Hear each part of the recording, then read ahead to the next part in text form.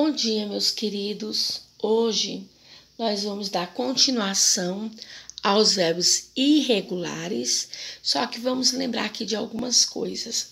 Nós estamos estudando o simple past, certo? Nós estamos estudando, tá bem aqui, ó, o simple past, que é o passado simples, e que ele deve ser utilizado para ações que iniciaram e terminaram, ou seja, ações concluídas, tiveram início e fim. É muito importante a gente falar disso, porque existem algumas ações que elas têm início, mas nós não temos noção quando elas realmente acontecem. Eu estudava para as provas, eu estudava quando eu comecei, mas eu não tenho uma ideia de quando eu terminei.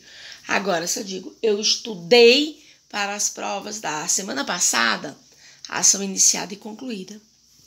Outra coisa, quando a gente fala de simple past, ou past simple, tanto faz, a gente tem que lembrar que ele pode ser trabalhado com os verbos regulares e os verbos irregulares.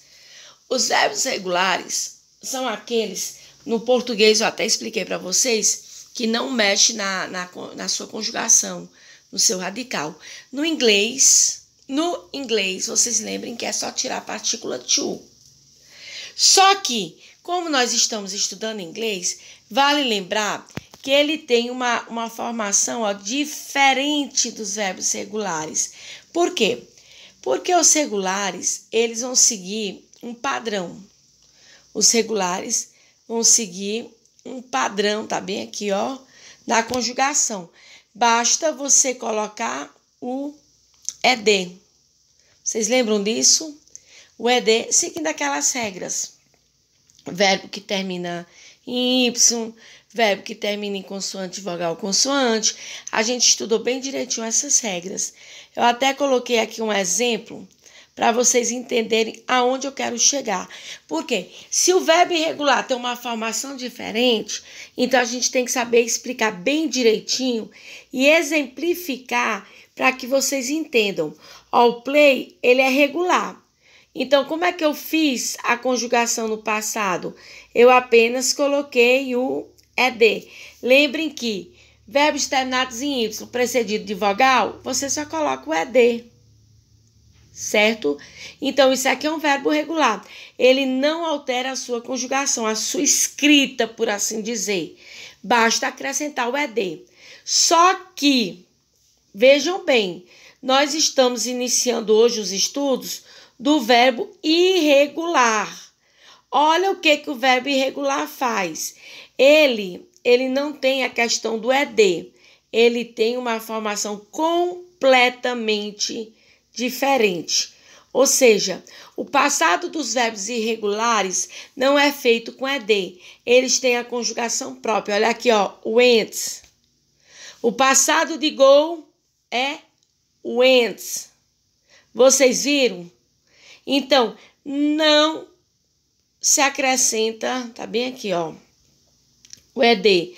Eu não coloquei o ED como terminação do verbo go, mas sim eu mudei a sua formação.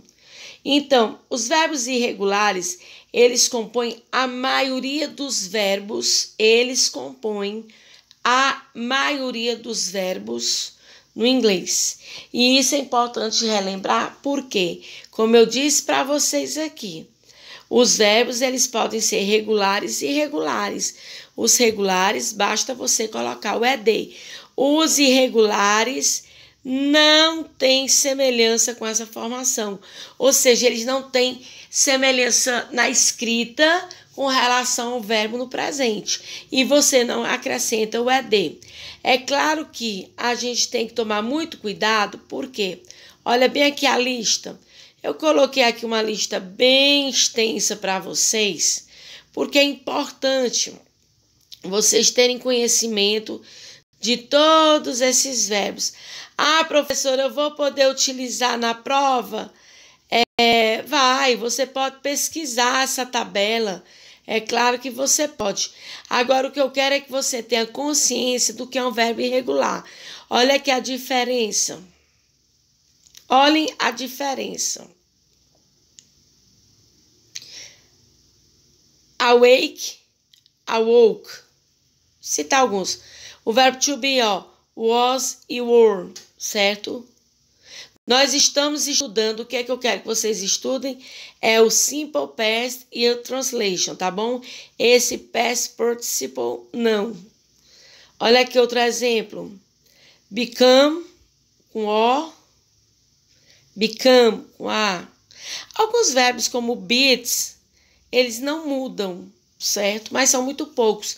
Geralmente, 99% dos casos dos verbos irregulares é com mudança na sua formação. Break, broke, certo? Olha aqui, tem uns que mudam demais. O verbo buy, que é comprar, né? Bought. Bring, que é trazer, executar. Brought. Vocês estão vendo aí? Então, é isso que eu quero que vocês fiquem atentos. O verbo irregular, ele muda completamente a sua escrita, salvo algumas exceções, como eu falei para vocês. E bem aqui, eu tenho umas sets, certo? Mas são algumas exceções. Coloquei aqui alguns exemplos, para compreender melhor os verbos irregulares em inglês. Observe bem aqui, o verbo make. Olha como é que ele fica. Made, certo? Ate, fica ate. Aqui, Go, went. Draw, drill, que é colorir, né? Begin, began. Become, become.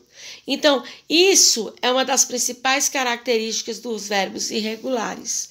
É claro que aqui também existe aquela questão que a gente tem que estudar das frases, que toda frase, aliás, todos os verbos, na hora da sua conjugação, vão estar na formação das frases afirmativas, interrogativas e negativas. E bem aqui vocês devem tomar muito cuidado. Vocês lembram que eu disse que lá nos verbos regulares você coloca o ED, mas quando a frase está na afirmativa, não se usa o verbo com ED em frases interrogativas e negativas. Aqui é o mesmo caso, viu, gente? Aqui é o mesmo caso. Nos verbos irregulares, essa mudança na escrita, ela também só acontece, vejam bem, ela também só acontece, vocês estão me entendendo? Na forma afirmativa. Ele pede essa escrita nas interrogativas e negativas, mas isso eu vou já explicar na segunda parte da aula.